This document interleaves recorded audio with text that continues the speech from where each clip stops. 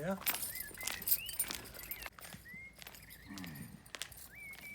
Salve.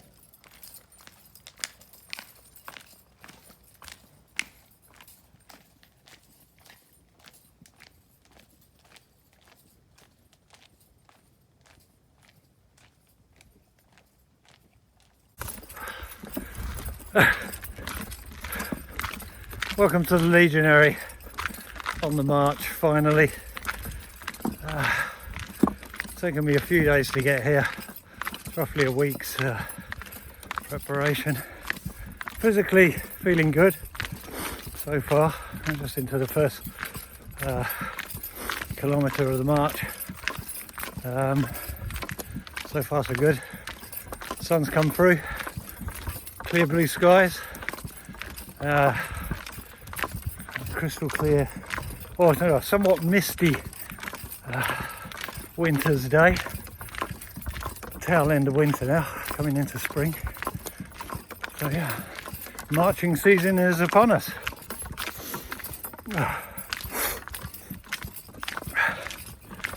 So I've come from the lake. I'm just going up the hill to a town called Sumansak. Try not to cause any accidents on the road. Yeah. Motorcyclists.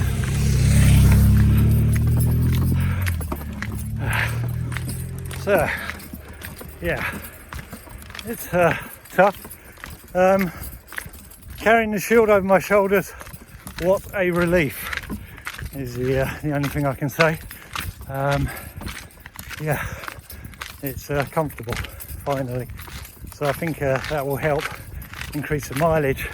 The only thing I'm worried about is marching on tarmac roads with hobnail sandals. These are made for, the hobnail sandals are designed for off-road for sure. Marching on roads, just not good. Really slippery on slick tarmac and just uncomfortable. I think this, for us to cover any sort of distance in these shoes on tarmac roads, I'll probably end up skinning my feet. unless I can get in enough practice that the soles of my feet become like old tough boots.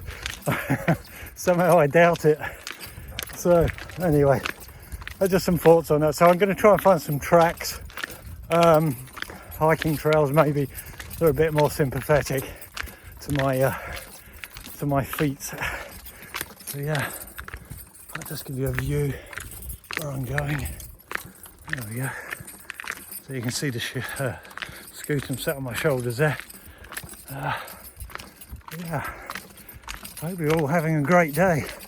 I am. Finally. Yeah.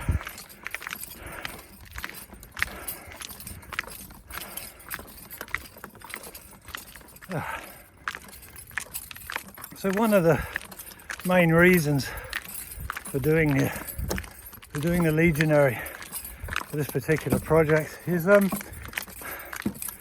history is filled with the stories of the great men, the generals, you know, the emperors that ruled Rome at the height of the empire, and very little obviously is written about the average Joe, because I suppose in Roman times the poor, you know, the plebs as they were referred to, had very little voice in the sense from a documentary sort of point of view, or as engravings go, apart from say some wooden tablets from the military camp of Vindolanda, which were able to shine a bit of light on the life of the average legionary, and then also some gravestones in Rome and throughout the what would have been the wider Roman Empire, also give us a very sort of a brief snippet of what life might have been like for those men.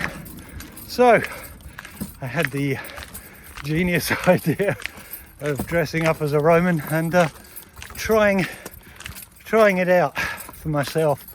That means carrying the equipment, and not just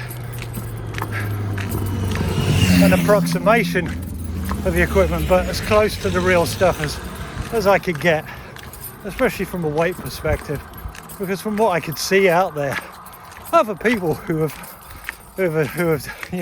researched this and tried this seem to be travelling fairly light in some perspective. From my perspective, I may be wrong, and it's not to diminish their efforts at trying to recreate what it was like for a marching Roman soldier. But this was the inspiration. Sort of shine a light on the small people, on the populace, the soldiers of the past, who like me joined the military at a young age and tried to make a life for themselves when everything else had been ruled out. And for them it was even harder back then. They didn't have education, so you had vocation. You could have been a baker, a mason, a carpenter, and then a fisherman, whatever those vocational, whatever your family did. No doubt you would follow in the footsteps of your father. That was perfectly normal. But what if you had no training, you had no vocation? Then what did you do? Well, the military traditionally has always provided an outlet for that. Has always provided some of the different disenfranchised people of society a way out and a chance to improve and better themselves. And that was it. The military in Rome gave a career in the military in Rome, in Roman times. Will give you a vocation and possibly even training if you were to specialise within the military thereafter. But also it provided you with status, something that you didn't have if you were a pleb. If you come up, you'd grown up as a child in the streets of Rome or any other Roman city, and you had very little to show for it. Well, this gave you an instant step up the social ladder. You would retire after 25 years service, possibly with land, and having accumulated some pay. Your pay was held back during your career. A part of your pay was held back during your career, and that provided you with what would amount to a pension. And so therefore you could finish in the military and then have a second life, a second career, something which you could not have done before. You could have just died in abject poverty. So again, history repeats itself. The military provides many people with a way out, with a chance to better themselves and to improve. So again, that is another reason for doing this, is to explore these parallels and we're from past to present. With a very large heavy pack on my shoulder. I said there must be some pros and cons of carrying a large heavy load over one shoulder over time. No doubt you just switch it from shoulder to shoulder, but I'm sure that will become laborious after the first 10 kilometers. Distance wise today, I'm not sure what we're going to do. It'll be close to 10, probably closer to 8, I would imagine. We'll see how it goes. I'll try and hit the 10 mark if I can, but I did start very late in the day, and the sun's going down. I don't know what the time is exactly, but we'll see how we do. Look at that beautiful view. My beautiful winter's day in France.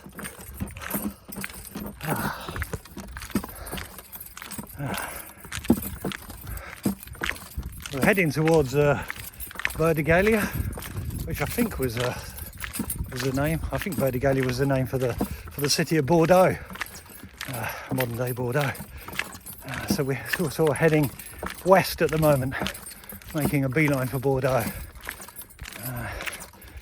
We are ascending to 175 metres at the moment, so it's a steady climb. It's a tiring climb, but it should get us there.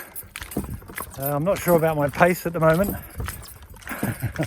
It's a lot faster than when I was carrying the shield by hand, that's for sure. But yeah, a shout out again to John for recommending the rope harness method for the shield. That was such a genius there, John. You work with what you've got. Yeah, that's good. Not bad for a pleb, John, not bad. But obviously what I'll do is I'll have a harness made out of thick leather straps, sort of belt leather style harness to carry. I think that will probably be the best method, but we'll see.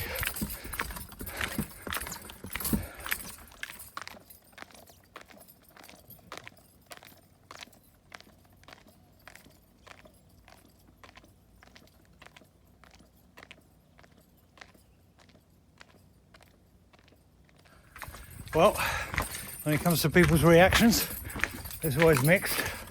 Just a bunch of motorcyclists just went past, they were great, all waving, which is cool. Other people just stare, obviously. Nobody's stopped me yet, which is interesting. Hello, hello. I'm just being filmed from a car.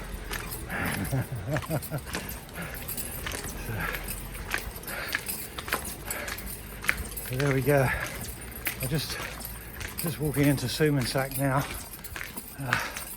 175 metres, I think the elevation was here. Beautiful day. It's absolutely stunning weather. So, still a bit misty on the horizon, so I won't be able to see the Pyrenees today. But yeah.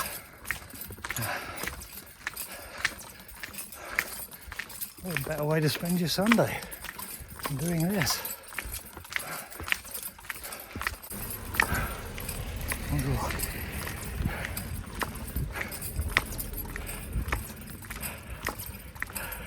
It's so funny, people filming from inside the car, but they don't want to stop.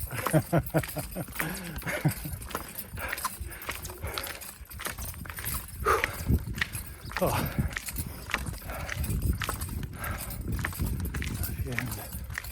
So here we are. We've got the First World War monument is up here, or the war monument, war memorial I should say. Let's get a shot of that. There we are. See, don't want to forget those that come before us. Let's have a look at the view. You see that? There we go.